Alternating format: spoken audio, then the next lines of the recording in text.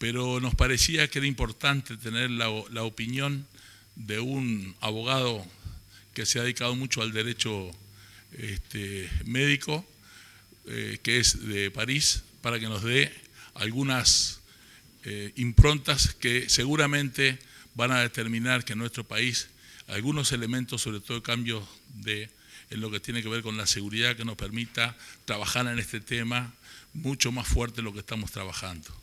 Agradecemos la presencia del subdirector del Ministerio, el subministro de Salud Pública, mi amigo Jorge Quián, del expresidente del Colegio Médico, el doctor Torres, el presidente de la Academia Nacional de Medicina, gente del Fondo Nacional de Recursos y bueno, todos los amigos que están acá.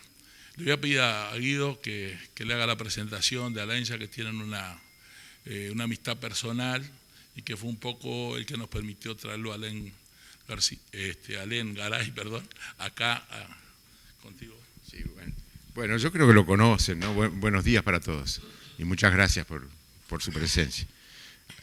Alain es abogado, nació en Burdeos, pero sus padres son de Bilbao, por eso es Garay, es medio vasco, ¿no? Habla bien español, demasiado bien, que hasta hace chistes y es muy ameno. Bueno, ustedes lo van a ver. Y piensa de acuerdo, ha captado el cerebro de los médicos y piensa bastante en sentido como razonamos nosotros.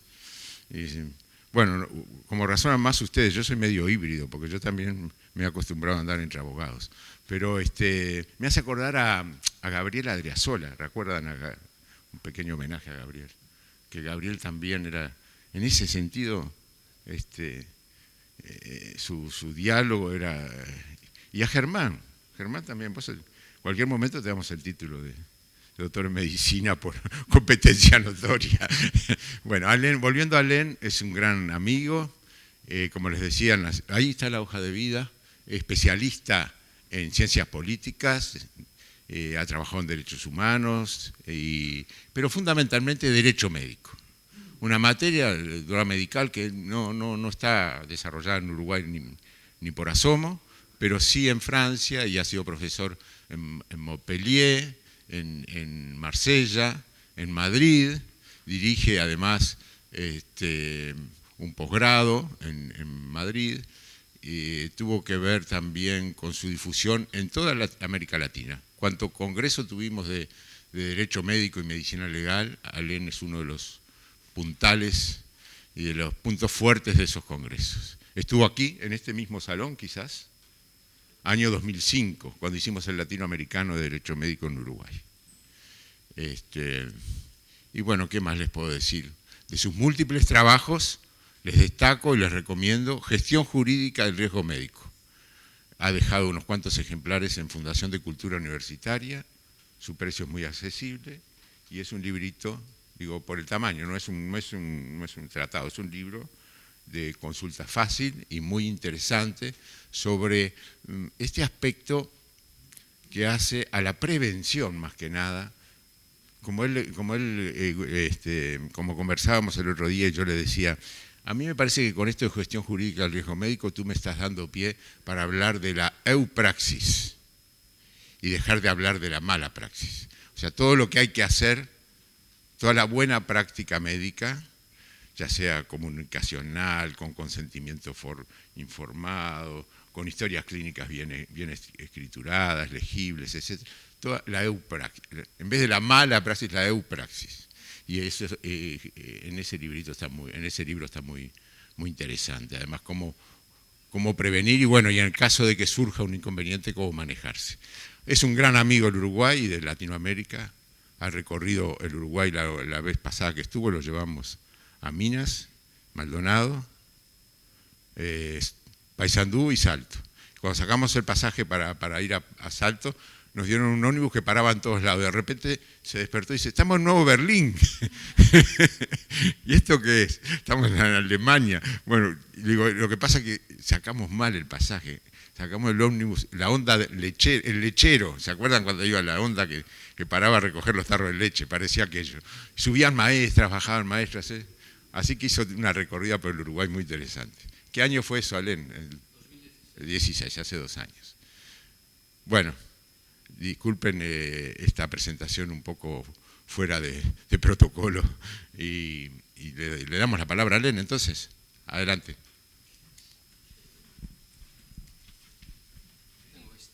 Tenés eso. Agradecer al Colegio Médico del Uruguay, al presidente, por supuesto, y a todos los presentes, a las autoridades, ministerio. Creo que es de rigor hacer esa mención. Sí, agradecer a las autoridades presentes, como al subsecretario del Ministerio de Salud, presidente de la Academia de Medicina, voy a olvidar personas, seguro, el presidente del Colegio Médicos del Uruguay, el presente presidente, el antiguo presidente. ¿Quién más? Voy a olvidar a personas, desde luego. Y a los médicos y juristas presentes. Cuando se acercó Guido, con un mail, me mandó un mail y me dice, ¿qué le parece si también durante esta semana, yo llegué el lunes pasado, podemos tocar este tema de error? Estuvimos pensando en definir una temática. ¿Cuál? Yo, como no soy uruguayo, no sabía por dónde iban los tiros en este país, o por dónde estaban los debates entre la comunidad y con influencias diversas dentro de la población, las necesidades que pueden ocurrir a raíz de esta preocupación entre médicos, pero también que envuelve instituciones públicas y privadas y hospitales, médicos y hospitales, entre error, que es un error, y culpa, faute, que es la culpa. Hay tantas confusiones y aparece Uruguay ahí en el mapa. Necesidad de cambios en Uruguay. ¿Tiene que cambiar cosas en Uruguay? Yo no sé nada de Uruguay. Conozco su capital, su excelente población, su buena comida, el litoral, pero esta temática la desconozco completamente. De ahí de que cuando surge esta preocupación de preparar algo, un material para nosotros, sino para ustedes, para todos nosotros, se apunta rápidamente a algún documento de referencia, y ya viene desde Estados Unidos, como siempre, muchísimas veces, los estudios acerca, por ejemplo, del error. La Academia Nacional de Medicina de los americanos, ya a principios del 2000, ya considera que errar es humano y que el error es explicable en medicina y se tiene que analizar. Que la medicina sin error no existe. De manera muy franca y muy clara. Descubren datos muy interesantes y aquí por el Mar del Plata, el profesor Guido Vero también se preocupa por lo que él ahora llama, ha pasado de hablar de buena y mala praxis, el profesor habla de eupraxis, cambiando con el litoral las influencias y seguramente el pensamiento acerca de estas situaciones que necesitan prevención. Y a mí me dio la idea un día de escribir este pequeño librito para médicos y no para juristas. No es un libro de teoría jurídica, gestión jurídica del riesgo médico, del cual me extenderé un poquito más tarde. Yo no sé nada del Uruguay. La pregunta era, ¿necesidad de qué tipo? ¿Qué tipo también de cambio? ¿Qué es un cambio? Cambio político, cambio social, cambio filosófico. Cambios, y al plural cambios, en una república oriental del Uruguay, y con esta interrogación, y me llega información del Uruguay en la cual se recoge lo siguiente. Información sobre jornada con Alain Garay. Qué honor. Yo no soy nadie. Y apunta el uruguayo que me está mandando esta información, dentro de esa denominación error en la asistencia a la salud hay muchas cosas totalmente diferentes. Algunas punibles y otras no. Es decir, excusables o no excusables. Lo escribe un médico eso.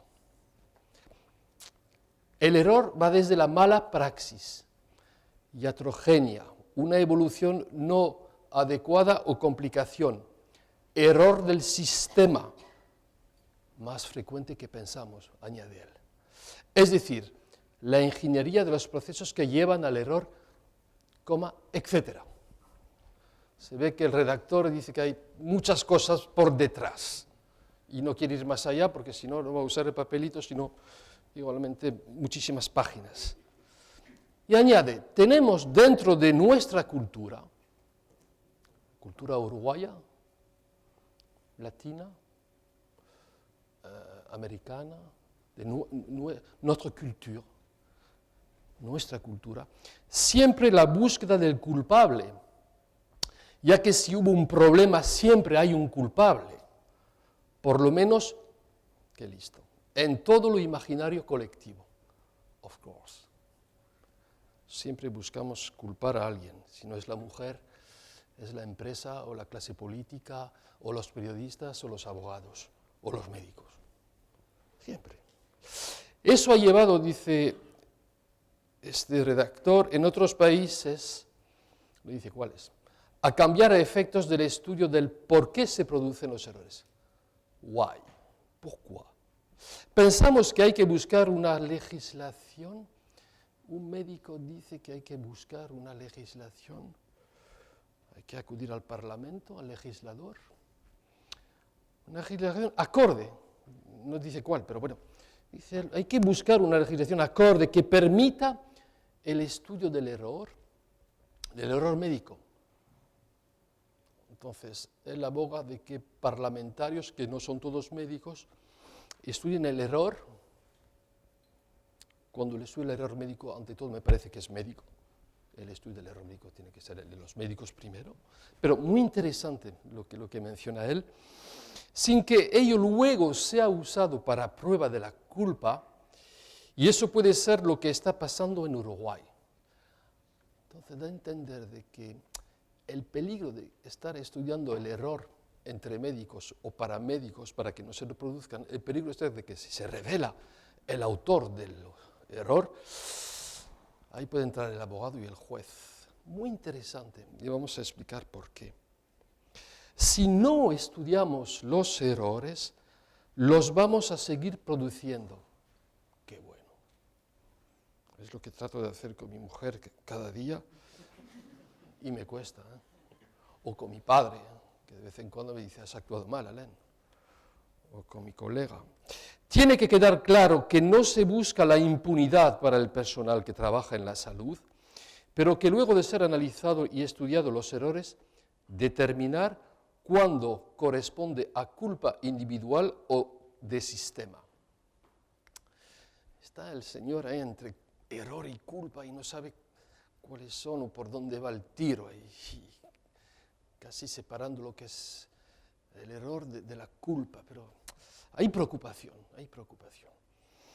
Es necesario ese cambio de conducta para que se pueda investigar, mejorar y disminuir al máximo posible todos los errores, trabajo ahí, mejorando la seguridad y calidad de la asistencia, distinguiendo seguridad, security y calidad. Muy interesante con las políticas de seguridad del paciente, que es algo muy definido por la literatura internacional hoy en día.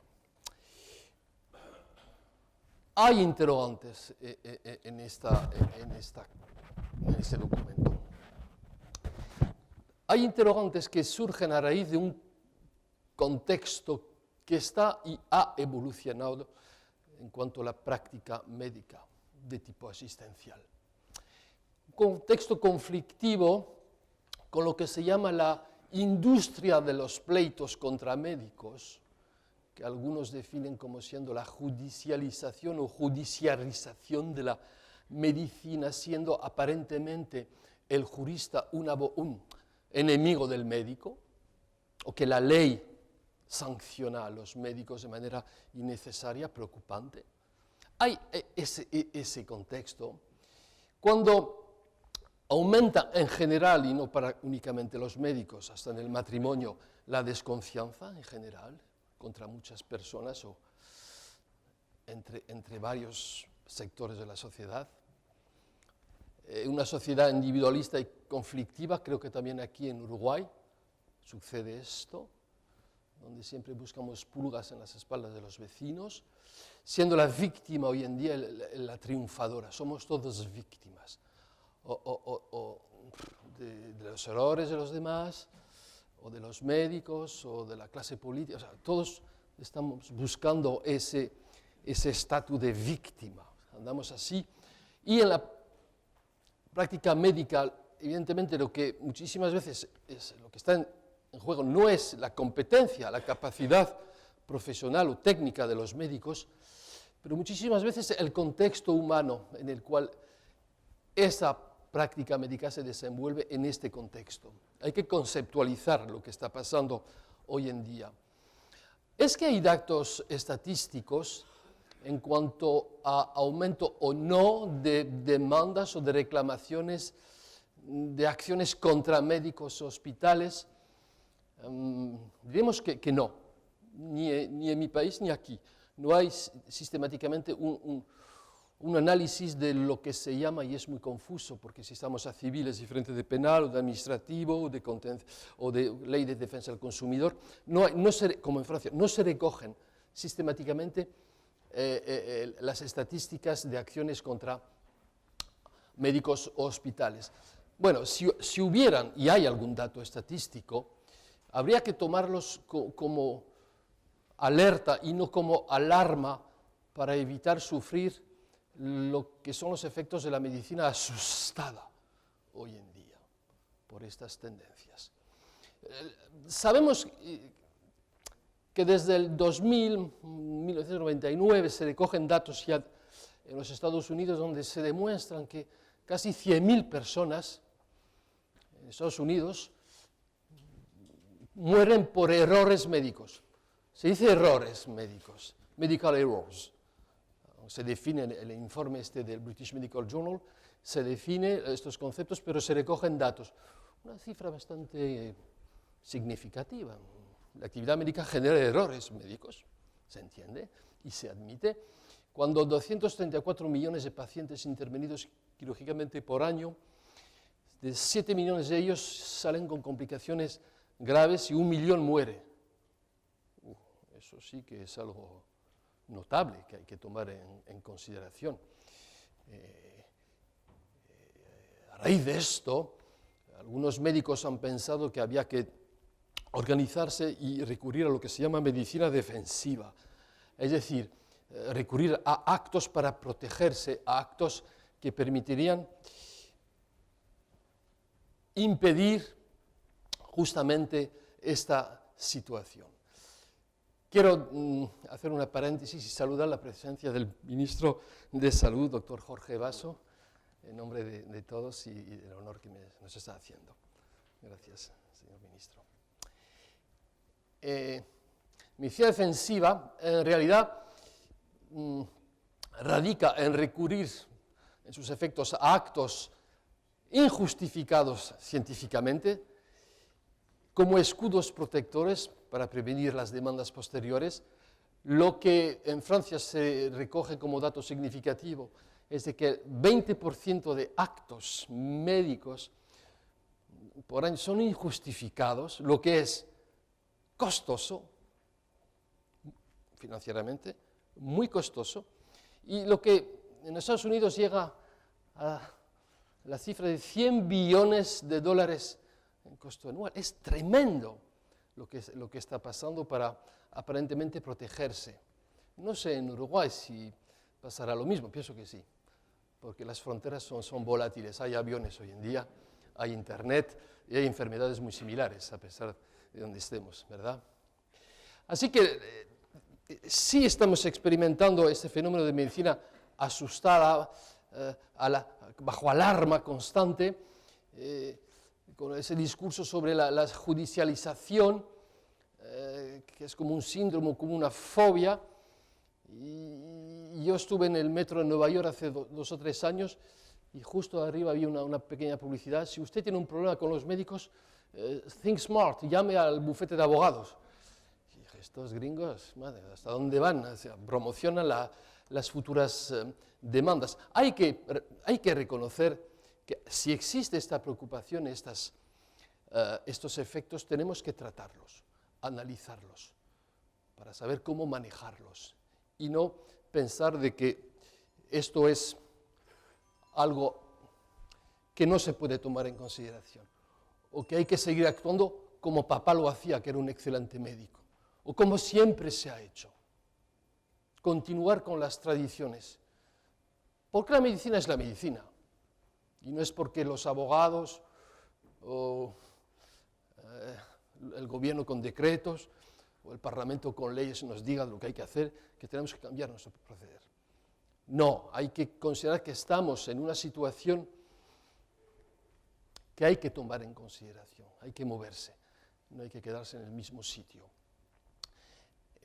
Si iríamos a analizar cómo medir la judicialización de la medicina, teníamos que recurrir a datos objetivos, como por ejemplo el número de demandas, entre comillas, de acciones contra médicos. Sería un criterio que nos permitiría evaluar. No existe en Francia ni en Uruguay datos sistemáticos y global sobre este número de demandas, pero sí hay información.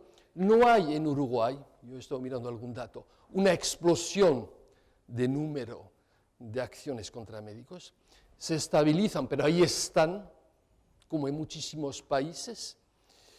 Por lo tanto, si no hay explosión de número de acciones, no hay que pensar que no hay que hacer nada, por supuesto, verdaderamente, porque lo que hay que reconocer, y lo digo otra vez, es que, y no se les ha dicho a los médicos en su formación previa, el acto médico en sí, de alguna manera, es también un acto jurídico. Insisto, el acto médico es también, de cierto modo, un acto jurídico. A los médicos no se les ha dicho nada al respecto en las facultades de medicina. Pero la verdad hay que reconocer de que cuando uno ejerce la medicina, entra en un mundo que desconoce, que es el de los deberes, las obligaciones y los derechos. Es una relación asistencial, el ejercicio médico. Es una relación de servicio, de compromiso, y eso tiene efectos jurídicos. En Francia lo definimos como siendo una relación contractual, de contrato, de servicio, y hay efectos muy importantes en cuanto a información. ¿Qué tipo de información? ¿Cómo? ¿Cuándo? ¿A dónde? ¿A quiénes? Doy esta información para recoger ¿qué? El consentimiento, que es la condición sine qua non a la actuación médica. Estamos entrando en un mundo que los médicos no han valorado, que desconocen o a veces minimizan o no quieren ver porque siempre se ha hecho así, sin darse cuenta de que en realidad el mundo de la medicina no actúa de manera exclusiva con soluciones técnicas, científicas, sino en un contexto jurídico muy determinado, en los cuales ahora entran no solamente los abogados, los jueces, pero asociaciones de pacientes, redes sociales, batallitas políticas por detrás. Hay una evolución que tenemos que tomar en consideración porque ha cambiado de paradigma sobre todo el tema de la información. Sabéis que el paciente ya no es resignado como antiguamente ni fatalista. También el paciente ha cambiado. Se dice en algunos países como aquí, y se ha legislado al respecto, que el usuario llegaría a ser un consumidor, de ahí que aplicaría la ley aquí uruguaya de defensa del consumidor. Se puede discutir de este concepto, es que la relación médica es una relación de tipo mercantil, es el cuerpo humano o la persona una mercancía.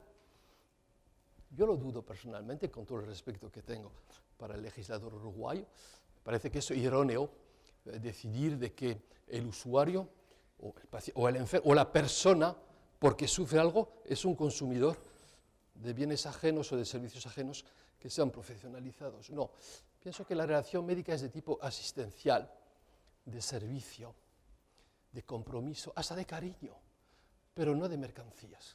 No somos consumidores de bienes médicos hospitalarios. Somos personas humanas, tanto médicos que pacientes. Y no podemos tratar con esta ley, además, abarcar los problemas que supone. Y sabéis, la preguntita es muy conocida, cómo se llama el doctor más consultado hoy en el mundo. Doctor Google, ¿eh? Doctor entre comillas, claro está. Si iríamos a recoger este criterio de número de casos para medir la judicialización, habría que, por ejemplo, usar los datos del SAIP, contando con 7.600 socios en el Uruguay. Hay, creo, casi más de 17.000 médicos en activo en el Uruguay. El SAIP ya tiene 7.000 socios, no todos los médicos uruguayos, pero da alguna indicación. Y según lo que se recoge en cuanto a denuncias preventivas, citación a conciliación, demandas civiles, audiencia penal, no observamos una explosión del número de demandas. Son bastante estables, tratadas por el SAIP, sí, pero no estamos en la situación norteamericana. No estamos ahí. Hay algo que existe, pero no podemos comparar la industria del pleito norteamericano a la situación de nuestros países. De momento, y no pienso yo, como en Francia pasa lo mismo, que hay que reducir el discurso sobre judicialización a una explosión. Volviendo al tema de esta presentación sobre error, culpa, existe una taxonomía, entre comillas, abrumadora, que surge a raíz de confusiones. No es fácil tratar este tema, sobre todo en presencia de penalistas tan aguerris, ¿cómo se dice en español? Tan expertos. Está Germán aquí y hablo bajo su control. Penalista. El error, vamos a empezar por ahí, bien sea médico y hospitalario, dependiendo del nivel de intervención. El error no significa ni tiene el mismo significado que la noción de culpa, de faute, que es jurídica. Y hay a veces, asociaciones semánticas abrumadoras. Error culposo, por ejemplo. Vamos a entrar en ellos. El tema del error, l'erreur, se inscribe dentro de lo que se llama políticas de seguridad del paciente, patient safety, origen norteamericano, canadiense, lo han estudiado. Estas lógicas de políticas públicas o privadas, en ciertos espacios, estos términos, estas lógicas son diferentes del marco jurídico del ejercicio profesional en general. Lo voy a explicar. Cuando la Organización Mundial de la Salud clasifica los conceptos de la cual se deriva la política de seguridad del paciente, recoge 48 conceptos. Hay una mezcla allí, y vamos a decir por qué, que no permite ser muy preciso. Se habla de acontecimiento adverso, adverse event, acontecimiento adverso, complicación, distingue y heterogénea, incidente, accidente, mala praxis, etcétera, etcétera, etcétera. ¿Por qué? Primero, recordar de que las políticas de seguridad del paciente no pueden tampoco minimizar en este contexto la seguridad del médico, la seguridad del hospital. surge esta preocupación de seguridad del paciente porque se dan cuenta, en particular los norteamericanos, que la práctica médica suscita, es verdad, a veces inseguridad en términos de higiene, por ejemplo, etc. Es un concepto científico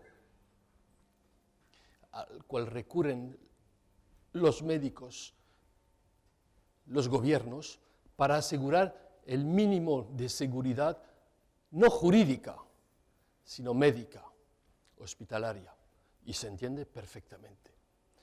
Pero la preocupación que puede surgir es de saber, ¿y por qué solamente queremos tratar de asegurar la seguridad del paciente? ¿Y la del médico? Porque algunos hacen una confusión entre estas herramientas de seguridad del paciente con la situación en cuanto a existencia de error. Y se descarta el error que pueda surgir independientemente de las medidas de seguridad sanitaria de la actuación médica. No sé si me explico bien porque no hablo bien español, pero trato de discutir los conceptos, las lógicas que están por detrás. Las políticas establecidas de seguridad del paciente, tratan de mejorar la calidad, qué bueno, del sistema médico-sanitario. Con esta Alianza Mundial para la Seguridad del Paciente de la OMS desde el 2004. Se trata de investigar las causas también de los eventos adversos y de accidentes para prevenirlos y evitarlos, de manera anónima, porque se ha considerado que si pretendemos examinar los errores, las deficiencias del sistema, puede tener efectos jurídicos si se enteran las personas involucradas. Y los científicos han pensado que era mejor, para asegurar la calidad de este proceso de examen de incidentes, dejarlo anónimo. Se puede entender. Hay cosas en el matrimonio que son privadas, hasta incidentes, y no se revelan en la prensa ni en el país. Ok. En el sistema sanitario, y no de los fontaneros, sino de los médicos y los hospitales, existen situaciones en las cuales hay que velar de manera anónima para que no se reproduzcan. Claro está. Pero, y vamos a explicarlo, al recurrir, por ejemplo, a los métodos que se usan para analizar y examinar los errores del sistema o de las prácticas, se recurre, por ejemplo, a lo que los norteamericanos y canadienses han definido como siendo las Morbidity and Mortality Conferences, que esto en Uruguay tiene otra palabra, lo de conferences, Guido, ayer me habla, el Ateneo. El Ateneo, Ateneo, por ejemplo, de mortalidad, que hacemos a veces. Que es una herramienta para la formación médica o auditoría interna, para asegurar el mejoramiento y la verificación de la calidad sanitaria y de la seguridad del paciente.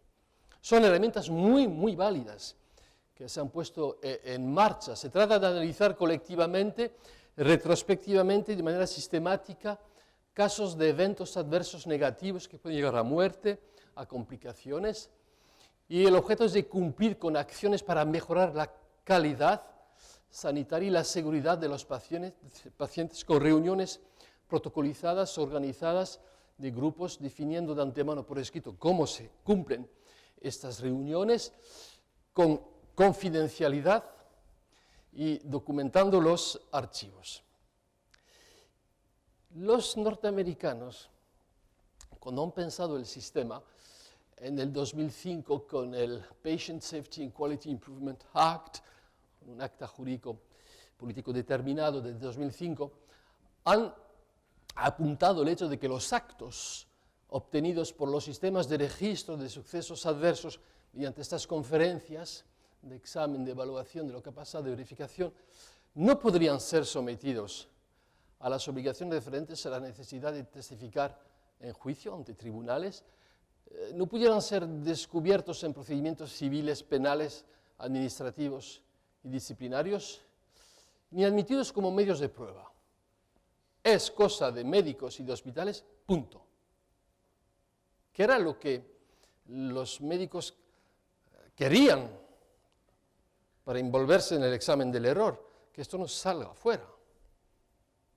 ¿Se entiende? Yo lo entiendo.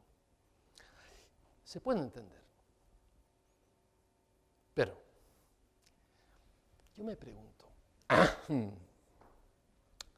hablamos de no divulgar los datos relacionados con el análisis de los casos de eventos adversos.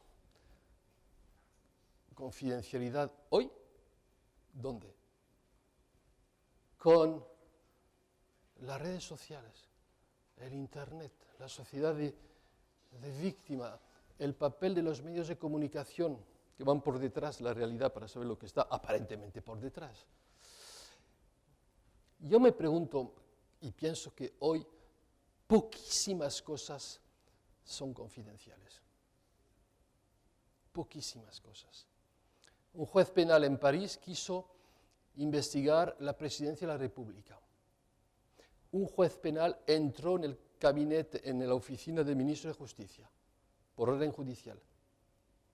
Los medios de comunicación, la prensa de investigación lo sabe casi todo. Yo soy litigante, tengo casos penales y me doy cuenta cuando hablo con periodistas y tengo algunos amigos, antes de que yo les hable, ellos conocen la respuesta. Entonces, yo me pregunto, vamos a trabajar en investigar los casos, los errores, de manera confidencial, para mejorar el sistema. No quiero usar la palabra peligro, pero el riesgo sí está en de que sí se divulgue. Sí se divulgue. No sé cómo, tengo mi idea, pero puede llegar a divulgarse el trabajo que hacen entre sí los médicos y los científicos y los hospitales y las autoridades. Puede llegar a divulgarse.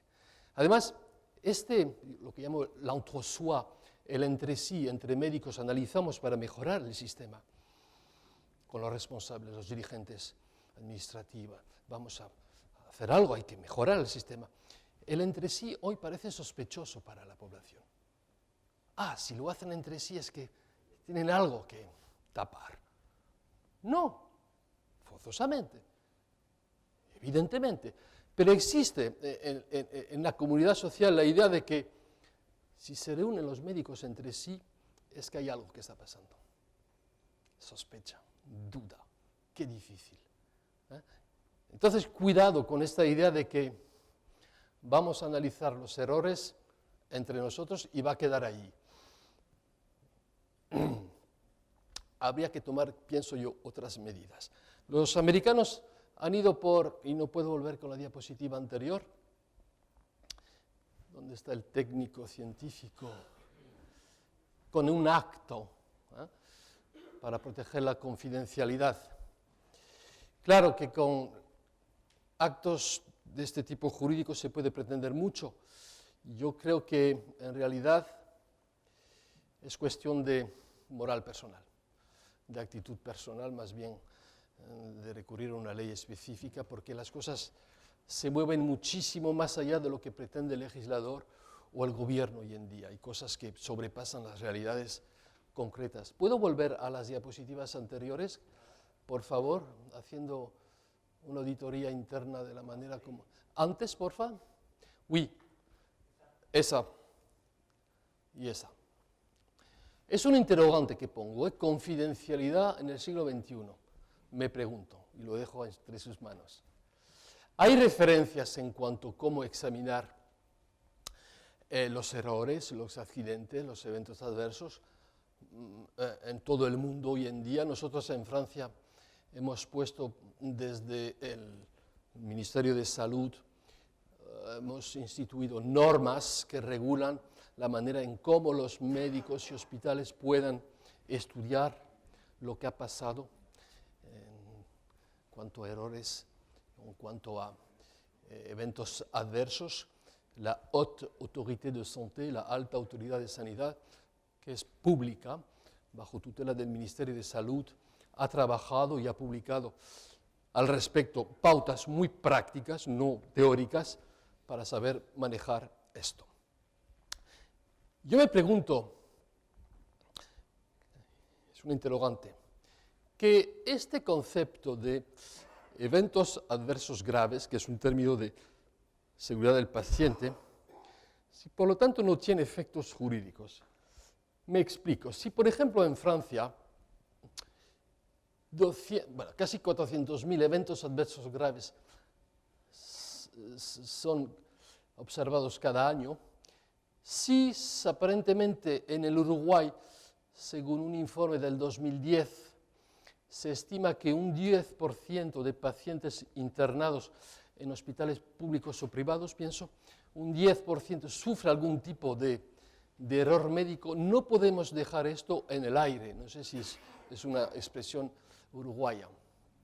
Pienso que hay que tomarlo en consideración porque algún especialista de origen norteamericano, y sabéis lo que pasa con norteamericano, lo que se dice en Washington 10 años después llega a París como a Montevideo o rápidamente hoy con el Internet. Algunos apuntan que dentro de una década la información franca y completa de estos eventos a los pacientes será la norma, más que la excepción. Científicos están diciéndonos, cuidado que va a ser la norma revelarlo. En el 2002, con la ley del 4 de marzo del 2002 en mi país sobre derechos de los pacientes y calidad del sistema de salud, está muy unido, hay un artículo que dice, que impone la revelación al paciente de todo daño causado por la actividad médica en un plazo de 15 días.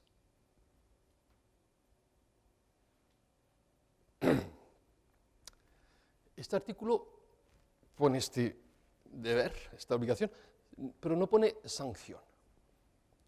Yo he publicado al respecto y he dicho, ¿por qué el legislador ha impuesto esta obligación de revelar lo que mal ha pasado? ¿Se han equivocado? No, lo habrán pensado. ¿Pero por qué lo han hecho? Sin que haya una sanción. Porque seguramente que algún diputado o sus consejeros han reconocido que dentro de poco esto va a salir. Se va a revelar de manera distinta a lo previsto lo que está pasando dentro del sistema y que hay que cumplir con ello. Pero algunos dicen, sí, pero si yo revelo el error al paciente, voy al tribunal. No, hay literatura muy precisa, científica, estadística, que dice, el revelar un problema, un error, sin decir culposo, el decir la verdad no es sistemáticamente juicio por detrás. Al contrario, dice la literatura, cuando usted más le diga la verdad al paciente, no hablo de la familia, que es otro tema, cuando mejore la calidad de la información que se le proporcione al paciente, mejora la calidad asistencial. No se rompe la relación. Porque yo digo, como abogado litigante, de 10 que vienen a verme diciéndome, yo quiero acusar al médico, no lo hizo bien. Yo siempre pregunto, ¿y cuál es actualmente su relación con el médico? No tengo ninguna. Y yo, ¿por qué? Es que no quiere hablar conmigo. Hay que reconstruir la situación. ¿Por qué? Porque evidentemente la mayoría de los casos, la mayoría de los casos que están pendientes ante los tribunales revelan un fracaso de comunicación, franca y abierta. Franca y abierta. Y no nos asustemos, y está recogido los datos, con el hecho de que si revelo, me castigan. No. No es así que se pueden observar las realidades.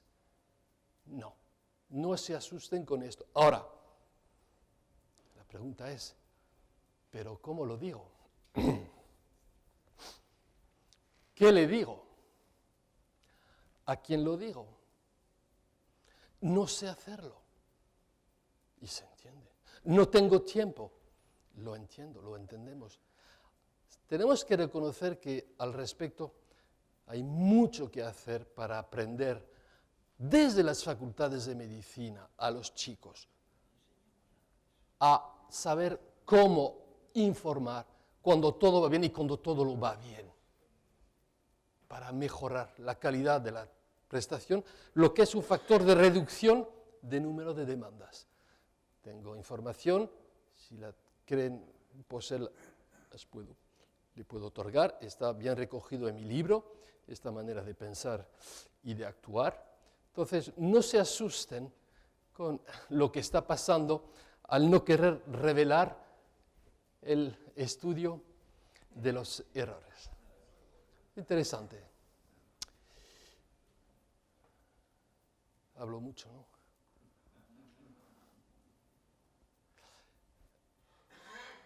Es sinónimo,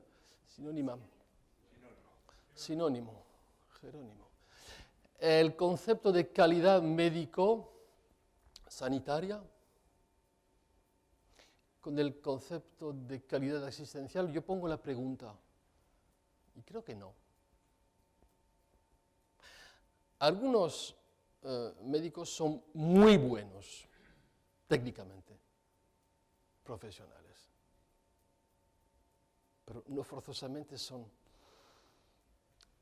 muy buenos proveedores de información de asistencia de compromiso. No es sinónimo. Lo reconocemos, hay que reconocerlo. Sí existe una obligación jurídica de medio y no de resultado, sí, y por lo tanto, a mi parecer, no hay idoneidad entre la calidad médico-sanitaria, que se basa en un resultado deseado, y voy a hacer esto porque pienso que va a pasar esto, con la manera como nosotros estamos calificando la relación asistencial de manera muy diferente, porque nosotros llegamos cuando el resultado ya se ha obtenido, o bien o mal, en función del resultado deseado médicamente. No hay equivalencia entre los diferentes conceptos de calidad. Entonces, de calidad también de seguridad del paciente, con calidad jurídica, claro está. Entro en algunos conceptos que seguramente Germán va a discutir. Pregunta, error médico y o hospitalario. Hay muy escasa literatura respecto a la definición y la aceptación de un sentido común, tal vez el mundo, de estas nociones de error. Bien sea médico hospitalario. La Real Academia Española, de manera muy teórica, literaria, filológica, apunta que el error llega a ser como un concepto equivocado o juicio falso, como una acción desacertada o equivocada, una cosa hecha erradamente. En el campo sanitario y no de los fontaneros, se llega a hablar de error accidental, en francés d'accident médical, como si conducir un coche era lo mismo que conducirse médicamente, como evento adverso, y la literatura española se recoge con agregas ese tipo de definición de aproximación, error como conducta clínica equivocada como consecuencia de la decisión de aplicar criterios incorrectos. Ahí estamos en las definiciones generales o médicas hospitalarias, cuando nosotros los juristas vamos andando de otra manera, vamos definiendo de otra forma. En Francia, en lo que se llama le Code de la Santé Publique, tenemos en mi país un código que recoge toda la normativa legislativa o reglamentaria en cuanto a salud pública. Hemos codificado. Me parece muy correcto porque si no es súper difícil ir a buscar la ley 13 no sé cuánto, 14 no sé cuánto. Nosotros tenemos un código No sé los que los juristas pensarán de la codificación. Parecía pertinente que se pensara en eso también en el Uruguay, un día llegar a codificar para mejor agregar y clarificar las diferentes pautas, porque si no es bastante difícil acudir a legislación o reglamentación que está muy diseminada, como un abanico por ahí para detrás. En Francia, el Código de Salud Pública recoge que no puede haber responsabilidad sin falta, sans faute, no sé cómo se diría en castellano. La responsabilidad empieza donde está la falta. No digo la culpa, la falta. Lo van a hablar los distinguidos juristas presentes aquí, estoy seguro. Lo que decías tú esta semana, ¿verdad? Los argentinos, los queridos amigos del oeste, que no todos son porteños, porque hay buen vino en Córdoba. Ellos en su Código Civil mencionan de que el error de hecho no perjudica cuando ha habido razón para errar, pero no podrá alegarse cuando la ignorancia del verdadero estado de las cosas proviene de una negligencia culpable. Ahí entran otros criterios, que es el de negligencia, impericia, imprudencia. Bien, nos acercamos a algunas realidades jurídicas. Julio Galán Cortés de Gijón, médico y jurista, en su libro Responsabilidad Civil Médica, señala que la culpa equivale al incumplimiento de la lex artis, concebido como criterio valorativo de la corrección del concreto acto médico ejecutado por un profesional de la medicina que tiene en cuenta las especialidades características de su autor, su profesión, la complejidad y trascendencia vital del acto y, en su caso, de la influencia de otros factores endógenos y exógenos para calificar dicho acto como conforme o no con la técnica normal requerida. ¿Toman una aspirina? Julio se pasó ahí, pero es español. Es de Gijón, es del norte. Tiene influencia atlántica en su cerebro. Aquí se apunta, para sintetizar, el hecho de que para los médicos existen referencias, criterios de actuación. Lex artis, arte. Los médicos se llaman eso, arte, como los toreros. Los juristas no. Nosotros no acudimos al arte para movernos, sino a normas y interpretación de normas y discusión. ¿Verdad? Bueno, pero el ex arte. Se apunta a que aquí la actuación culposa en realidad se origina en el hecho de que se ha ido más allá de lo que como criterio médico se califica como idóneo o como admisible. Hay un desajuste entre lo que ha pasado y lo que se tenía que hacer, según lo que apunta aquí Julio. Jorge Gamara, eminente jurista civilista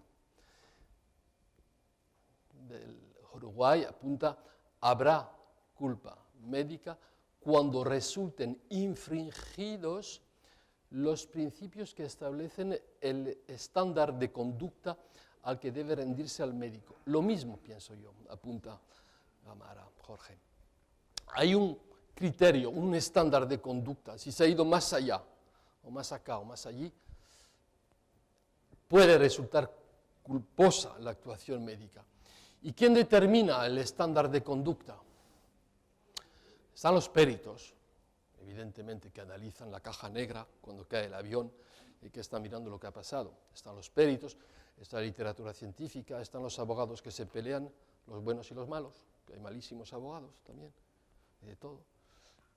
Cuando se discute el estándar de conducta. ¿Por qué usted actuó así, de esa manera? Porque la víctima quiere probar que ha habido un desvío en cuanto al estándar admitido sobre la conducta esta. Algunos van mucho más allá, y esto puede asustar, diciendo que hay que combinar, qué complicado está esto, praxis clínica y praxis jurídica. José Antonio Seoane de España dice que en realidad la seguridad clínica y la calidad asistencial está sujeta o subordinada a la respuesta jurídica. Esto puede asustar. Puede asustar si se considera que el derecho es un arma que sanciona. Si uno se arriesga a pensar de que el derecho es una amenaza. Yo no lo veo así. Ayer decía en la academia, yo creo que el derecho es una norma reguladora, que no es forzosamente una sanción. Es una forma de establecer normas para que todos podamos vivir en una sociedad determinada democrática, podemos actuar como profesionales, y no hay que ver el derecho como una sanción sistemáticamente. Pero muchos médicos piensan de donde está el derecho, está el peligro. No. El derecho, insisto, es una norma reguladora para todos, bien seamos o no pacientes o médicos. Esto nos permite saber hasta dónde podemos ir y no ir. Es de esa manera que podemos comprender que puede haber una combinación entre las diferentes prácticas, bien sea jurídica y médica. No voy a entrar en esta pregunta que desde años tengo en la cabeza, ¿por qué en este país, como en otros, no existe obligación legal para los médicos de asegurarse cuando se reconoce que la actividad médica es arriesgada y puede llegar a provocar errores? ¿Cómo podemos admitir moralmente, dejemos la diapositiva, cómo podemos admitir que nuestras conductas profesionales como médicos o abogados, yo estoy obligado a asegurarme también, cómo puedo yo asumir moralmente, dejemos las diapositivas, cómo podemos definir realmente que cometamos errores, y los vamos a cometer sin tener una póliza de seguros? Ahora, no entro en saber si es costosa, si asegura todo, si es el paraíso. No entro, es una pregunta que tengo de manera conceptual. ¿Cómo puedo yo arriesgarme a vivir mi vida profesional sin estar respaldado por una póliza de seguros? No quiero decir que la póliza de seguros nos permita hacer lo que nos dé la gana, que es el paraíso, la compañía de seguros. No digo eso, me planteo. Y digo, más allá, si lo pienso, o sea que para ir conduciendo un coche en la Rambla necesito una póliza de seguros. ¿Por qué? No, pero ¿por qué es obligatorio? Un coche, hay cada loco en moto aquí, como en muchos países. O sea que para conducir un vehículo terrestre que presenta riesgos, el legislador, el gobierno ha dicho que no, tiene que asegurarse el material, el coche, porque van unas personas ahí en la vía pública. ¿Y para tocar el cuerpo humano? Nada. Oye, yo me pongo enfermo esta tarde, un paro cardíaco, me llevan a, no sé, el británico, no sé, voy a un hospital, me pasa algo y el médico enfrente de mí no está asegurado. Voy a ir, claro, estoy enfermo, me tienen que curar, voy, de cabeza. Pero, ¿y si pasa algo malo? ¿Y qué hago yo? No es que quiero dinero, pero si me quedo con una silla de ruedas, inválido, ahí no va a pasar, o sea, no hay una puede estar el gobierno, pero, o sea, conceptualmente me pregunto, ¿por qué en este país, como en otros? Y nosotros hemos legislado en el 2002 en Francia, hemos tardado muchísimo. Nos hemos dado cuenta de que muchas compañías de seguros han asumido el riesgo de que la mala praxis médica, el riesgo es alto para ellos, y mejor dedicarse a otros rubros. Eso está consignado en la literatura y en la prensa. Bernard Kouchner, médico, ministro de Sanidad, reveló ciertas cosas públicamente acerca del papel de ciertas compañías de seguros al respecto. Bueno, pienso por lo tanto, insisto, que no hay que esperarlo todo de las compañías de seguro, desde luego, porque eso podría provocar una actitud pasiva y no proactiva, diciendo, bueno, si como estoy asegurado, hago lo que me da la gana y cualquier cosa, cualquier barbaridad. Eso está claro. Y quiero acabar con el hecho de que para medir evaluar la manera de también actuar frente a realidades como son los errores, aún no culposos. Sería bueno pensar en implementar estas herramientas a priori de gestión jurídica del riesgo médico. ¿Qué es? Es una, en realidad, herramienta estratégica para médicos y hospitales que permita prevenir dentro de lo que yo llamo una cultura de médico-prudencia jurídica, más allá de lo que uno sepa médicamente o no, prevenir los problemas, los caos que puedan surgir. Y existen hoy en día, yo creo, posibilidades prácticas para los médicos para medir justamente la situación en la cual ellos están hoy en día metidos, evitando problemas o superando las dificultades y los conflictos. Existen herramientas muy definidas, siendo, y no voy a entrar en lo que es gestión jurídica del riesgo médico, hay en el libro que he publicado 20 herramientas prácticas para médicos, siendo todas ellas diseñadas y explicadas, para mí un proceder pragmático y estratégico que permite mejorar la calidad, reduciendo la judicialización, evitando el juicio inútil o las aventuras jurídicas en los cuales algunos están metidos, favoreciendo la neutralización, minimización de gastos sanitarios y jurídicos, fomentando seguridad, calidad y legalidad con estos procesos específicos, proactivos, anticipándose, actuar de manera defensiva y sin esperar una demanda para actuar. Porque hoy en día en muchos países como el mío y como en otros, cuando circulamos por el espacio público, estamos enfrentándonos a realidades muy confusas, donde uno no sabe por dónde ir. Yo cojo esa foto, creo en San José, digo, ¿por dónde voy yo en coche aquí? Parece que hoy en día la situación es similar a esta para conducirnos socialmente o profesionalmente. ¿Por dónde voy yo? ¿Qué es esto? Está la ley, está la medicina, las normas del gobierno, pero ¿cómo hago yo? Finalmente, ¿qué hago? ¿Medicina o papeleo? ¿Y qué me dice este pobre abogado francés que desconoce la situación uruguaya al respecto? ¿Qué confusión estamos tratando de superar?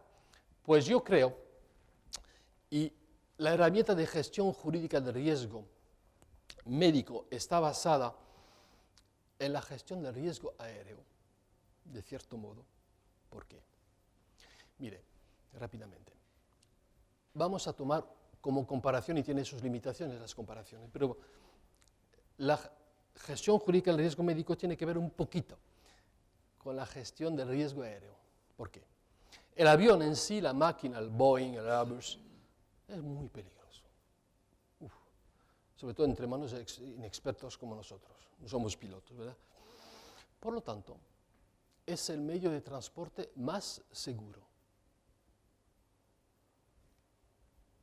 Es más peligroso ir en moto por la Rambla que tomar el avión, espero mañana y voy a Sao Paulo. Lo digo, espero. O sea, pues, estadísticamente, por ejemplo, en Chicago, fíjese, es asombroso. Los pilotos, los ingenieros en el suelo llegan en un año como el 2014 a llevar 66 millones de personas ahí metidos, con casi 1 millón de arribos y partidas, con pistas. Estos superan los riesgos. ¿Por qué? Porque se han dado cuenta, han analizado el riesgo aéreo de la práctica profesional arriesgada que es conducir a personas como pasajeros, de que los accidentes han surgido sobre todo a raíz del factor humano deficiente.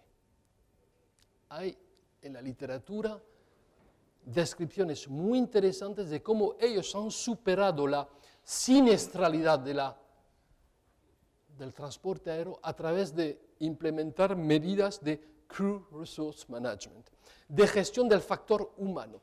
Y en la medicina, muchísimas veces lo que está en tela de juicio no es la técnica médica, es lo que le rodea o lo que está centrado en ello.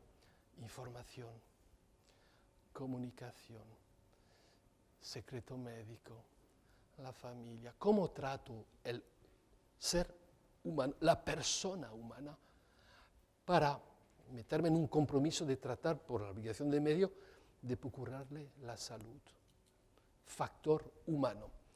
Me parece muy importante poner de manifiesto que a pesar de la tecnicidad, la informatización de las máquinas aéreas, ellos han sabido poner en marcha herramientas para reducir la siniestralidad. Y yo pienso que en el campo de la medicina y de la salud pública, si se usarían de antemano alguna herramienta para fomentar calidad, reduciría la conflictividad, la judicialización, las quejas y las batallitas inútiles. Es una comparación que podemos criticar, pero creo que es valiosa. Estoy haciendo la propaganda de mi libro en el Uruguay para enriquecerme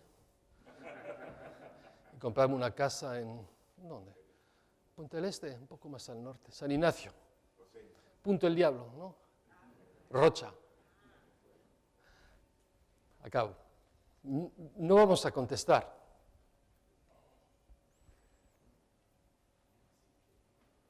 ¿O sí? Yo no sé qué decir, además me voy mañana. Qué pena, me gustaría tanto estar con ustedes y trabajar con ustedes al respecto. Voy a acabar con esta. Lo que sí me parece importante, al explicar de que si hay muchas confusiones, por lo tanto puede haber soluciones, me parece importante apuntar el hecho de que sí necesitamos todos, como colectivos y responsables, acudir a asesoramiento sistemático, primero reconociendo los diferentes enfoques, las lógicas y posturas, bien seamos médicos, hospitales, públicos o privados, en un contexto también de paternalismo estatal, según la expresión del profesor Guido. O sea, sentarse y mirar dónde estamos, quién habla y por qué habla de esa manera, qué está pasando en el sistema. No hay que pasar 1000 años ahí. Se puede auditorear bastante rápidamente, porque además lo que está pasando en Uruguay pasa en otros países, no es tan difícil. Segundo, analizar e implementar procesos objetivos de evaluación de la calidad de los actos sanitarios. Mire por dónde va el tiro. Y Guido lo mencionaba.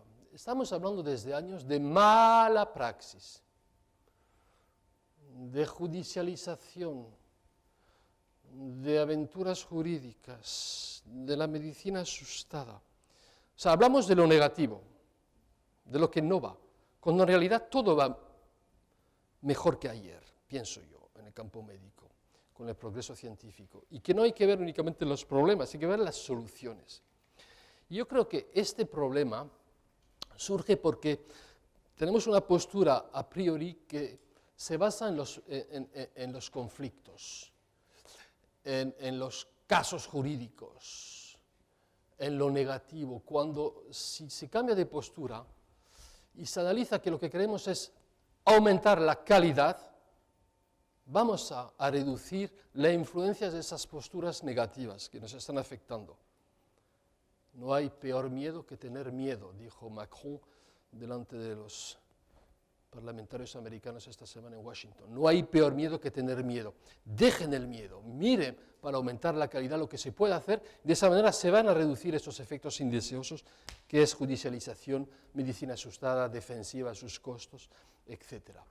Valorar las normas y las políticas sanitarias de otros países. No es que haya milagros en otros países y aquí no hay milagros, o sea que hay que mirar lo que hay que hacer para exportar y copiar y colar lo que está pasando en Brasil o no sé dónde, en Francia, no, pero valorar las experiencias de lo que se está implementando en otros países, lo que funciona, lo que marcha, lo que sí vale la pena tal vez de poner en marcha y mirar lo que está pasando con esto.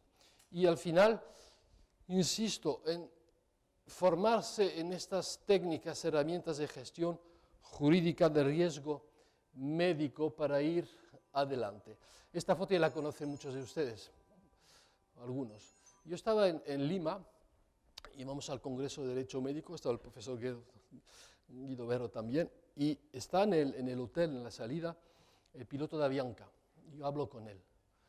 y le explico lo que estoy haciendo en Lima, en el Congreso de Derecho Médico, y él me dice, yo salgo para Bogotá esta tarde, los Andes. Y yo le pregunto, ¿usted cuánto? Yo llevo 40 años conduciendo el coche, pilotando los aviones, son muchos años. ¿Y usted cómo hace? Porque como me interesa la problemática de la gestión del riesgo aéreo, para usted, ¿cuál es el valor dominante de un piloto, de un Boeing? Y él me dice, modestia.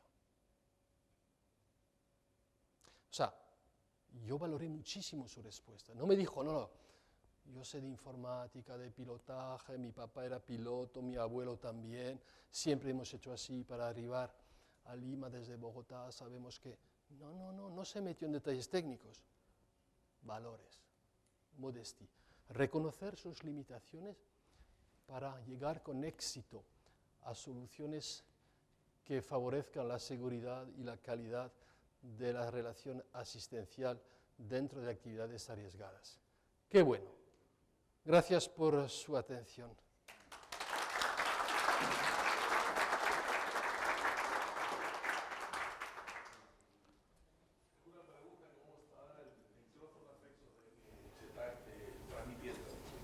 Muchas gracias, Len.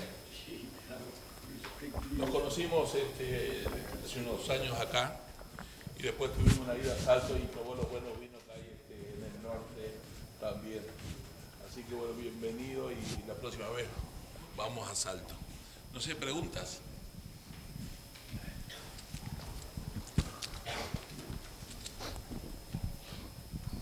Doctor Garay, yo soy Ruber Berazategui, cirujano de niños, y me interesaría preguntarle algunas experiencias sobre confidencialidad que no tengo leídas, pero sí escuchadas de algunos países como Dinamarca, en los cuales tienen la figura jurídica de médicos que gestionan el error desde el punto de vista médico, no jurídico, y que no pueden ser convocados, es decir, por la justicia. Desconozco la situación danesa, pero su pregunta es interesante. A mí lo que quiero apuntar es de que hoy en día la idea de secreto es tan relativa. Primero hay que reconocer eso, antes de saber cómo actuar respecto a este contexto de revelación continua de hechos secretos o confidenciales. Hay que admitirlo. Después, ¿qué tipo de medidas tomar? Yo creo que todo depende en la calidad de la asistencia que estamos prestando, dependiendo ello efectivamente de la protección de lo mínimo, de la información mínima que uno puede otorgar o no a otra persona. Pero es un gran trabajo medirlo. Se pueden tomar medidas drásticas. Por ejemplo, en mi país, el presidente de la República, Nicolas Sarkozy, tenía un consejero en la presidencia de la República, Patrick Buisson.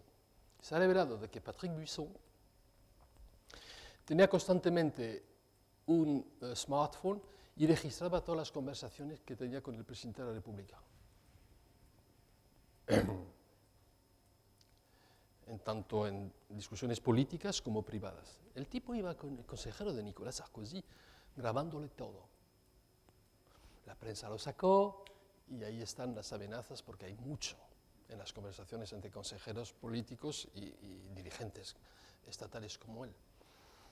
Bueno, vamos a hablar al campo más sencillo de la actividad médica, pero indica que hay que tener cuidado con las informaciones que estamos difundiendo. Todo depende del tipo de información que esté divulgando. Si la información que uno revela a su paciente es pertinente, es adecuada, ¿dónde está el riesgo de la divulgación de la información? Siempre cuando usted puede respaldar el tipo de información que le esté dando. Ahora, si usted le dice al paciente, todo va bien, usted se va a sanar, no ha pasado nada, y que no es la verdad, y que él lo grabe, o que lo diga a su mujer o a su primo que es médico en Salto, todo depende de lo que se diga a las personas. Muchas cosas pueden decirse a las personas, como en el matrimonio, y no pasa nada.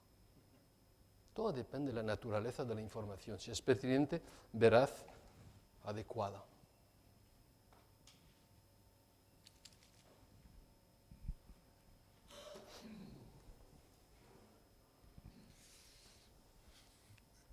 Bueno, un placer tener realmente al profesor Garay. Lo hemos seguido por todo YouTube, por su libro, hemos recorrido. Realmente muy interesante los planteos y sobre todo las recomendaciones para nosotros los médicos.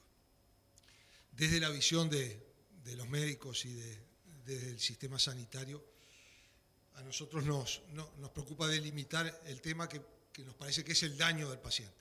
El daño del paciente, sea por malpraxis, sea por errores, al paciente le importa ser mitigado, a su familia también, y eso es una de las condiciones sine qua non pero también, obviamente, disminuir este flagelo que es el daño vinculado al error médico, que ha explotado en los últimos años. Y para eso necesitamos los insumos necesarios para eso, y también está demostrado que además de la presión por la transparencia que hay por parte de la población y que es cada vez mayor, el profesor Malberti, que es de su mismo país, lo trajo el Fondo Nacional de Recursos y nos estuvo instruyendo con respecto a esto, los países han incursionado en legislaciones sobre todo para encriptar algunos datos de análisis, no de comunicación. Son cosas diferentes, nos parece a nosotros, que transparentar y comunicar a los familiares y a los pacientes, en el caso de que se pueda, que no fallezcan, es algo ético y es algo que además nos da fortaleza, como usted lo explica muy bien. El tema del análisis. El camino jurídico en todos los países del mundo tiene una historia muy alta, muy grande, y tienen todos los auxiliares de la justicia para hacerlo, los peritos.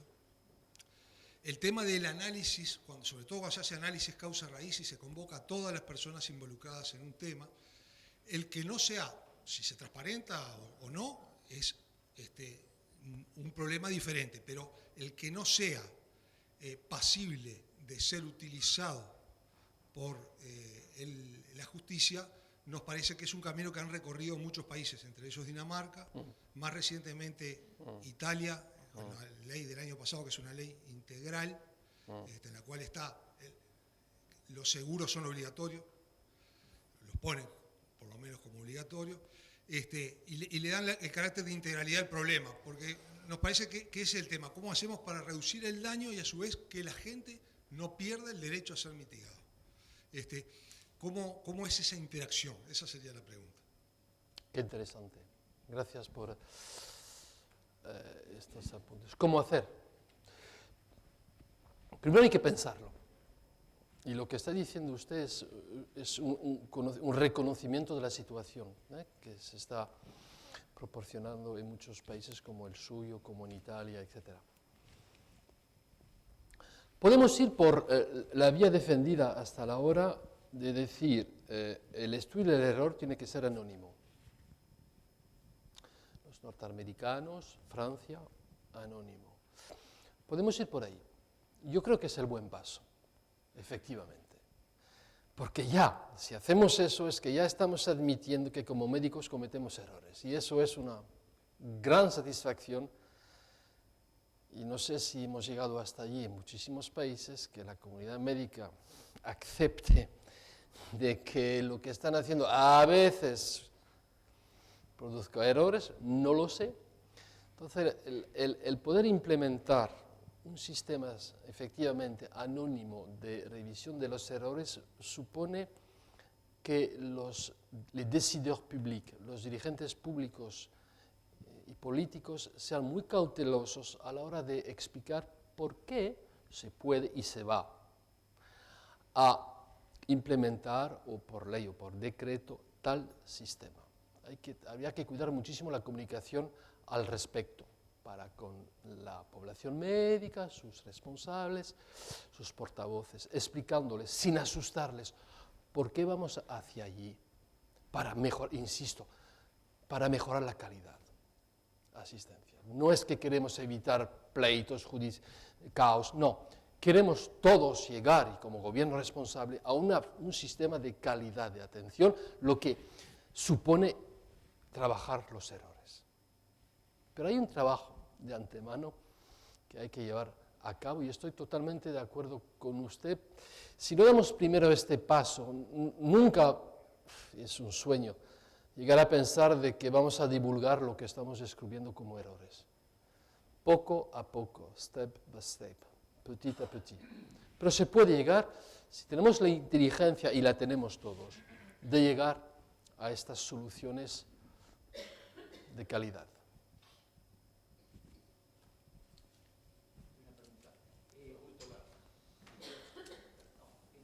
No, pero lo que pasa es que se está transmitiendo en directo. Perdón, no.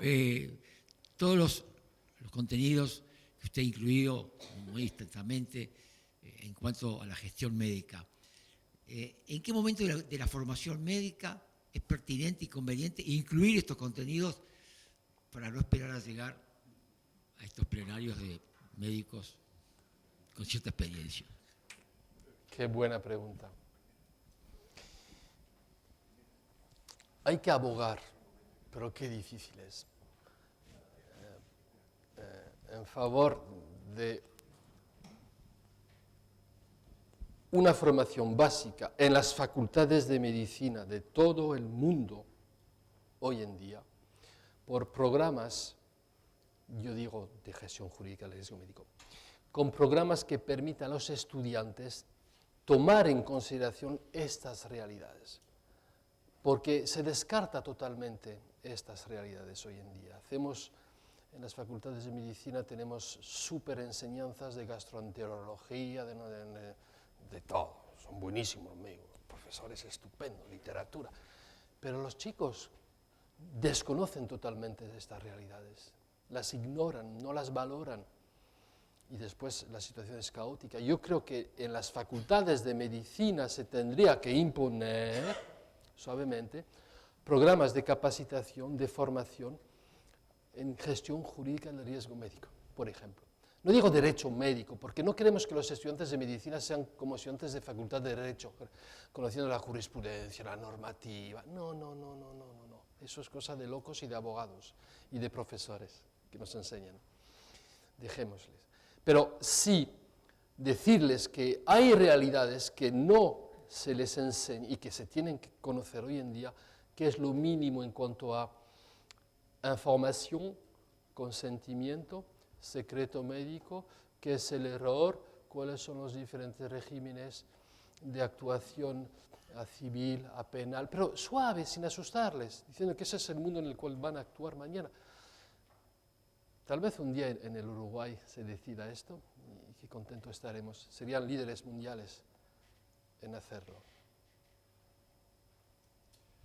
Sobre lo planteado por el doctor Barbato, yo quería recordar algo y me gustaría saber la opinión de Alain, que probablemente también lo conozca. Es un homenaje a Gabriela Driassola, que sobre este punto decía: las instituciones no pueden renunciar a la auditoría de sus errores, pero tampoco pueden producir prueba en contra de sus intereses.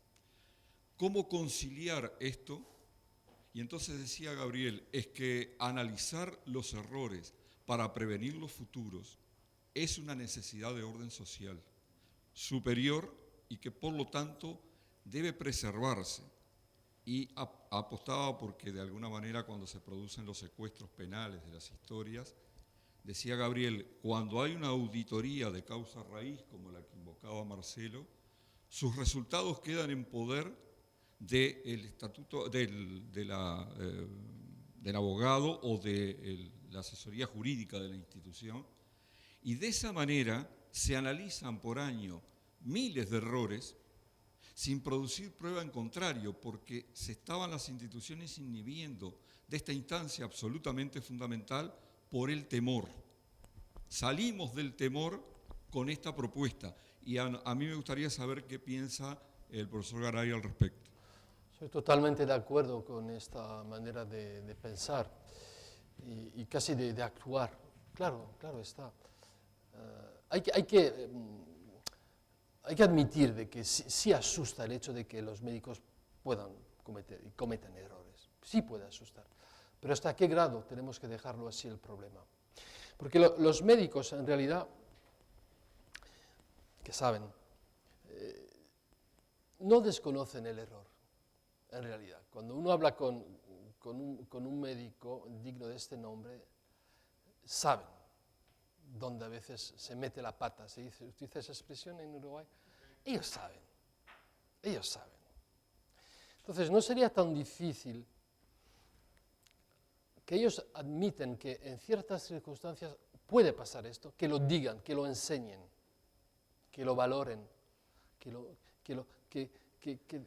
reconozcan ante sus alumnos que esto va a existir y tiene que tratarse, no dejarlo en el aire, porque actualmente nadie quiere ver el problema. Nadie quiere ver que el rayo le puede caer por encima de la cabeza con la tormenta. Y dice, si me pasa, pues me pasará, pero no quiero hacer nada para tratar de superar esta situación que me va a caer por encima. Hacen poquísimo al respecto. Y sí hay que, yo creo, no esperar el problema para enfrentarse al toro. Porque hay herramientas. Y sobre todo porque reduce el costo social, el costo mediático de esta problemática. Es reducir el costo mejorando la calidad asistencial.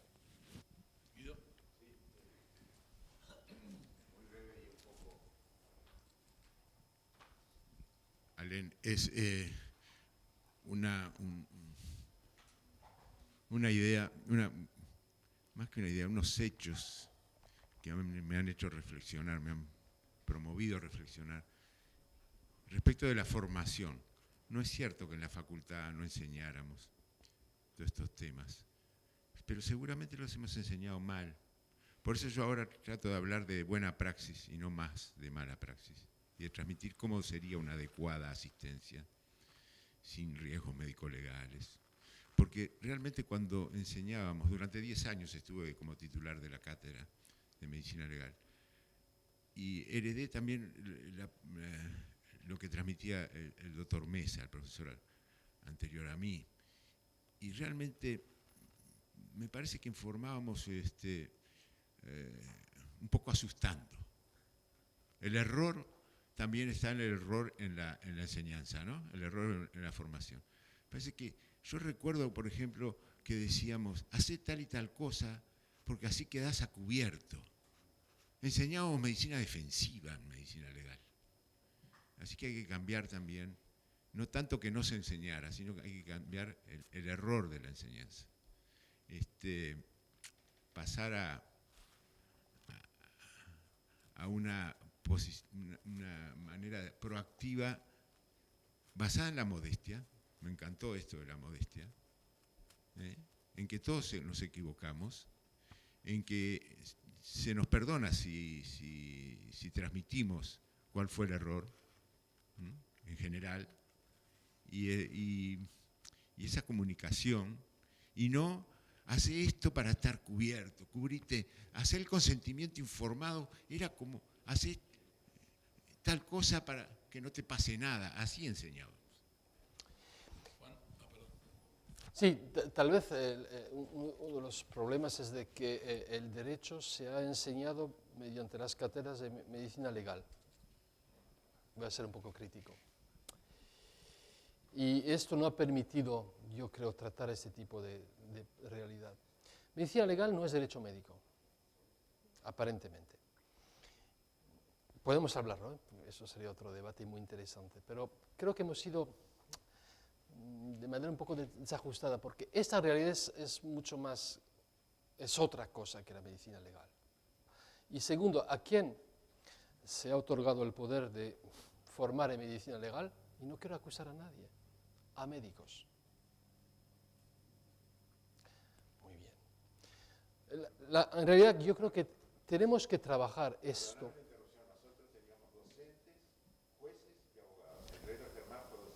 Super, j'ignorais, pardon. Excusez-moi. Pero en muchos países no. Yo creo que tenemos que trabajar juntos, de manera entre juristas y médicos, sin asustarnos, somos amigos. Porque la multidisciplinaridad, la pluridisciplinaridad es clave. Tenemos lógicas y posturas muy diferentes. Trabajar en conjunto, no 8.000 abogados con 8.000 médicos, no, grupitos de trabajo reducidos para mejorar, justamente, implementar programas sistemáticos de formación para los alumnos. Casos prácticos, como dimos juntos el martes, qué bueno. Tú y yo somos completamente diferentes. Un caso fantástico. ¿Y por lo tanto? Que el paciente era un abogado. Sí. El médico le informó todo, pero después del daño. Sí. Después del daño. No, pero es que podemos trabajar juntos. Germán lo hace contigo desde años. Y eso que Germán es jurista.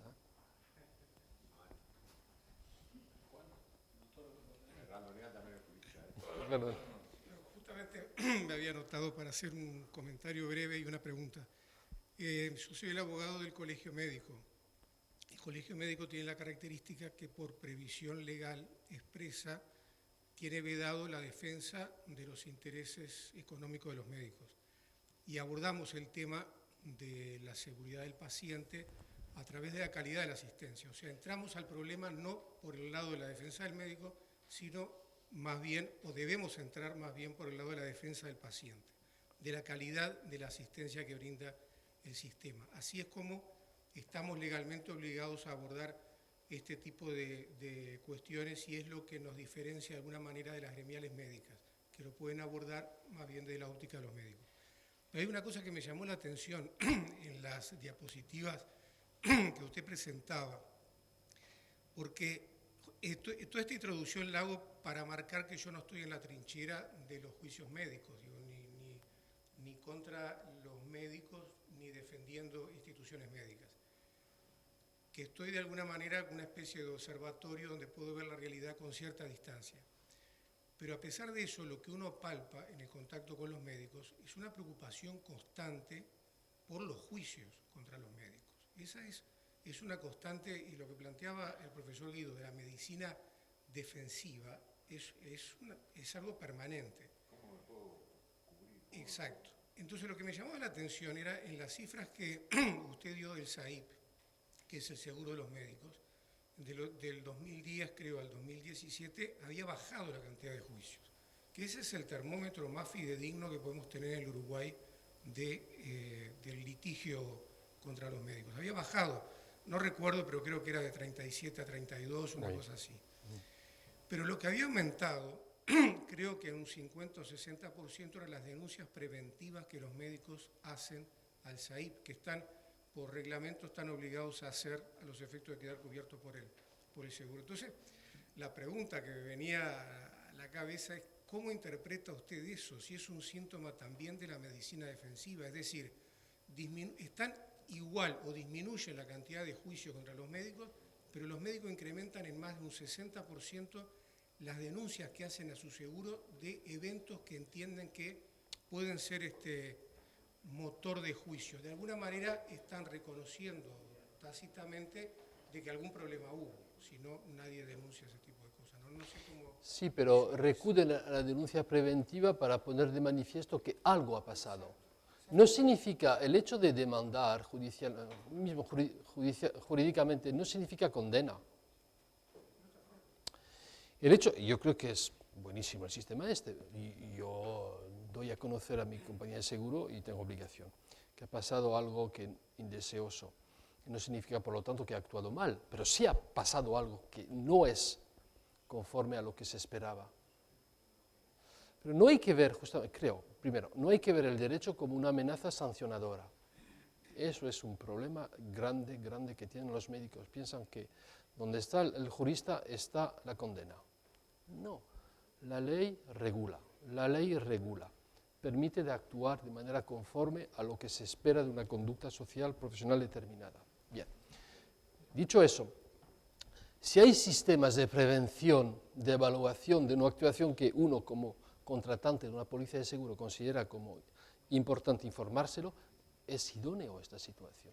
Lo peor es cuando uno se tapa los ojos, no dice nada y espera que la tormenta con el rayo no le caiga encima, porque cuando le cae encima, sufre más. Hay que curarse del lumbago.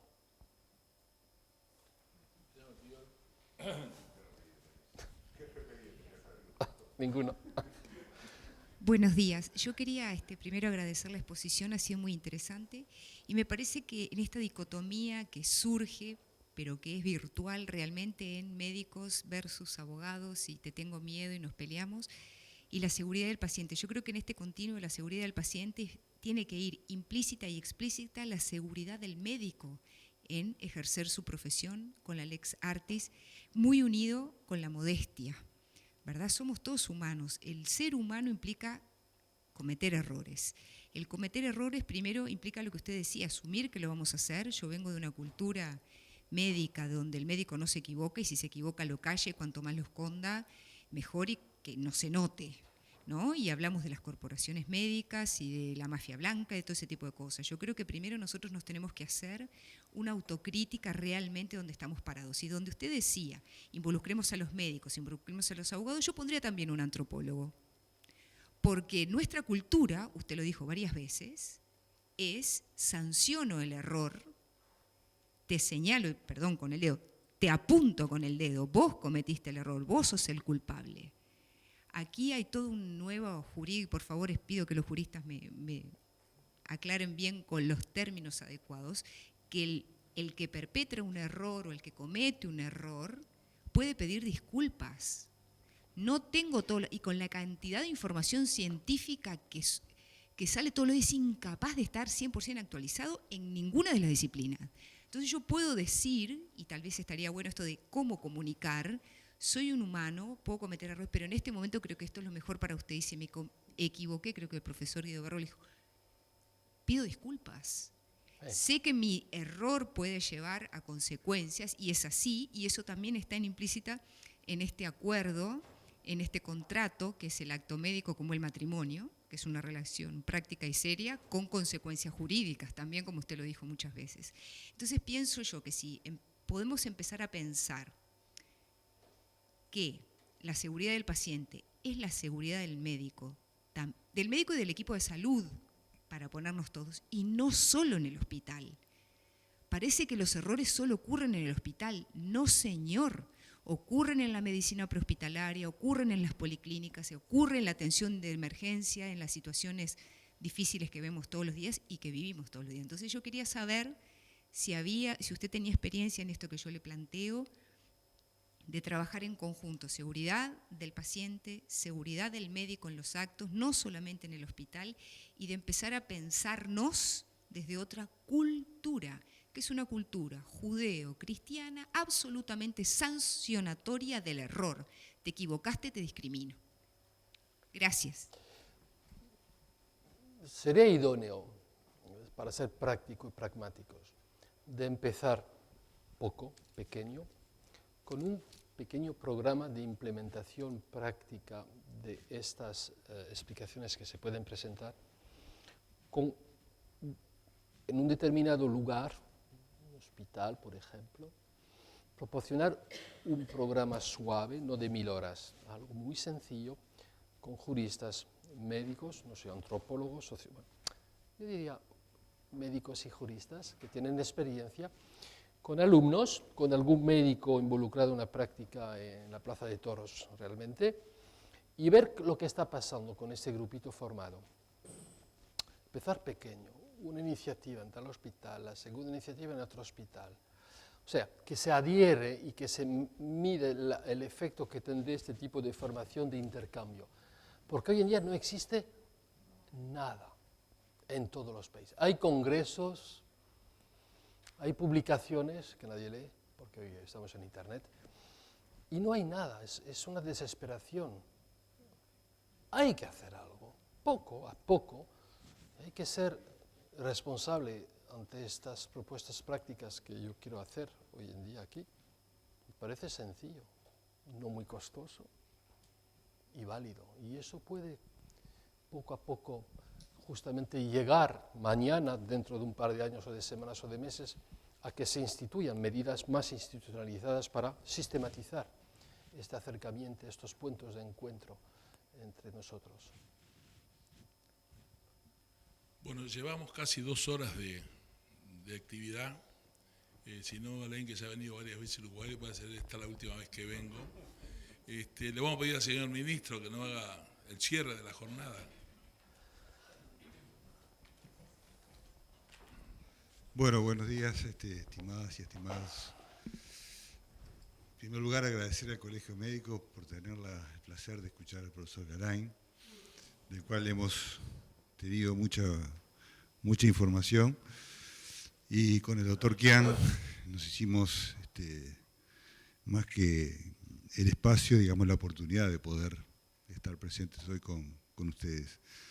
Me paré porque quería tener un panorama más amplio de quienes de alguna forma están en esta actividad, que como también se decía acá presente, en general hay gente joven, pero en general la mayor parte son, digamos, generaciones que ya han tenido buena parte de su desarrollo vital en la profesión. Vivimos una sociedad muy compleja y el sector salud es el paradigma de la complejidad. Y muchas veces hay problemas que se aspira a que venga un problema mayor que lo supere porque se entiende que no hay forma de resolverlos. Y en general, cuando los problemas son de esta magnitud y de esta complejidad, en muchas sociedades, y es un poco lo que hemos escuchado y compartimos, en la sociedad se instala la judicialización para resolver estos problemas. Y en realidad la judicialización de toda la sociedad lo que demuestra es la falla de la construcción política, de la construcción de los acuerdos que un Estado democrático requiere para consolidar políticas justamente que vayan articulando respuestas que no son exclusivamente patrimonio de los médicos, ni de los abogados, ni de los economistas, porque en la salud los economistas también tienen mucho que ver, porque atrás de esto hay costos asociados no solamente a las aseguradoras, sino también incluso a los propios sistemas de salud. En realidad uno dice, bueno, en realidad en estas sociedades tan complejas en las cuales uno prevé que se van a seguir complejizando, ¿cuál es el camino? Y necesariamente el camino va por la línea que uno identifica en el rumbo que propone el profesor Alain, que es construir con cierto grado de incertidumbre, porque en realidad las sociedades tienen incertidumbres, pero construir una hoja de ruta que dice, bueno, esto solo se puede resolver llegando a acuerdos de la sociedad, generando espacios que permitan justamente identificar distintas visiones y hacer esa síntesis que va a tener su expresión obviamente en el marco jurídico, pero que va más allá, que implica también ver cómo de alguna forma las distintas profesiones piensan y vuelven a pensar acerca de cómo formar en valores y no solamente en el expertizaje propio de cada una de las profesiones universitarias, en cuáles son los valores, porque la modestia es un valor. Es genial, de alguna forma, todos sabemos que cuando hace un tiempo atrás la religión era muy fuerte y la ciencia era muy débil, de alguna manera la magia o el pensamiento mágico resolvía los problemas de la medicina. Pasado el tiempo, hoy la ciencia es muy fuerte, la religión es menos fuerte y muchas veces se consolida la idea que la medicina es una magia. Esta frase no es mía, pero digo, es de un psiquiatra muy conocido, un húngaro Sas, que es muy cuestionador de la propia psiquiatría. Pero me refiero que en general ese pensamiento que nuestras generaciones, de alguna manera, cuando éramos jóvenes y nos formamos, que nos sentíamos casi omnipotentes para resolver la mayor parte de los problemas, hoy realmente somos cada vez más conscientes que curamos más que cuidamos, que hay muchas cosas que no podemos curar y que no hay nada que sustituya la comunicación, la interacción, el relacionamiento el trabajo en equipo. El médico aislado es incapaz de resolver los problemas de salud, precisa todo un equipo. Y nos cuesta mucho trabajar en equipo. El equipo no es la sumatoria de gente, es el articular, el conversar. Nosotros ahora estamos en esta tercera versión de este curso de formación y capacitación que estamos promoviendo desde el propio sistema de salud, vinculado a una compensación que se le da en el marco del Consejo de Salarios a los trabajadores de la salud. Y estamos tratando de meternos en estos temas, incluso trabajando junto con el Colegio Médico también en una nueva iniciativa, que es un canal a través de Vera TV. Es decir, buscar herramientas justamente para promover el intercambio y la comunicación dentro del equipo de salud, del equipo de salud con la sociedad, del equipo de salud con otros integrantes de la sociedad que también tienen que ver. No hay ningún problema que se pueda resolver en una sociedad democrática sin más democracia. La democracia tiene sus problemas, pero no hay forma de resolver con más democracia. Y más democracia es asumir que tenemos que construirla entre todos y que acá de alguna forma aprender, como en esta oportunidad de quienes de alguna forma vienen trabajando hace mucho tiempo. Muchas gracias al colegio, muchas gracias por ser.